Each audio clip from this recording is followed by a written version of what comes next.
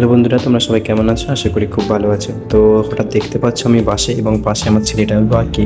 তোমরা হয়তো ভাবছো, তো কিছুই নয়, আমি যেখানে পড়াশোনা করতে থাকি বারাসাত, ওখানেই যাচ্ছি, এবং পাশের ভাইটা ওখানেই থাকে, আমার সঙ্গেই একসঙ্গে থাকে, তো ও যাচ্ছে। তো এতদিন বাড়িতে ছিলাম একটা কাজের জন্য, তো আজকে যাচ্ছি। মনটাও খুব খারাপ করছিল, তারপরে ওর কাছে একটা কেক ছিল, ও বলছে দাদা খাবে নাকি? আমি বলছি হ্যাঁ খাবো, খাও না কেন। আবার ও এত ভালোবাসা খাইয়ে দিল। যাই হোক, মোটামুটি ও ভালো ছেলে একজন।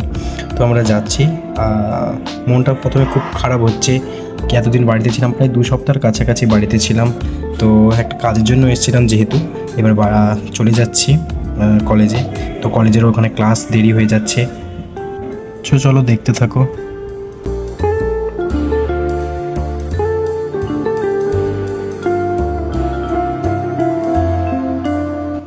2 ঘন্টা হয়ে আছে প্রায় বসে আছি বাসে। রাস্তায় খুব জ্যাম, তাই গাড়িটা ঠিকঠাক যাচ্ছে, এগোচ্ছে, আবার থামছে, এরকম ব্যাপার। তো বোরিং লাগছে খুব। তো যাই হোক, বলতে বলতে খুব কাছাকাছি চলে এলাম, এটা বুঝতেই পারছো কি। তো দক্ষিণেশ্বর প্রায় চলে এসেছি। দক্ষিণেশ্বর একটু পরেই দেখতে পাবো মন্দিরটি, এবং আমার দক্ষিণেশ্বর থেকে বারাসাত খুব কাছেই, তোমরা জানো, যারা এসছো বা জানো। দেখো, পয়লা বৈশাখ চলে গেছে, তার পরের দিন, তাও মানুষের ভিড় দেখো। ওই ঘাটে দেখতে পাচ্ছ কত মানুষের আর ভিড় দেখো। যাই হোক, দূর থেকে ওই মন্দিরটা যেভাবে লাগে, কাছ থেকে কিন্তু আরও অপূর্ব লাগে, সত্যি খুব অসাধারণ।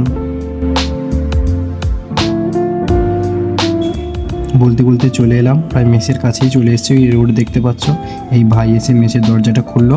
তো খুব কষ্ট হয়েছে, প্রায় 4.5 ঘন্টা বসেছিলাম এত ভিড় ভাট্টার মধ্যে, তাছাড়াও এত জ্যাম ছিল। যাই হোক, খুব কষ্ট হয়েছে। এই দেখছো ব্যাগ ভর্তি সব জিনিসপত্র, সেই মাধ্যমে আমরা এসেছি।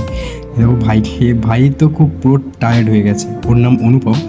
তো দেখো আমার অবস্থাও খুব একটা ভালো নয়, পুরো ঘেমে গেছি। এবার উঠছি আমার রুমে। এই আমার রুম, এই দেখো 11 নম্বর যেটা, সেটাই আমার রুম, এবং রুমের মধ্যে সব অগাছালো হয়ে পড়ে আছে। এই দেখো আমার বেডটা দেখো তুমি, শুধু চারদিকে বইয়ের চড়াচড়ি।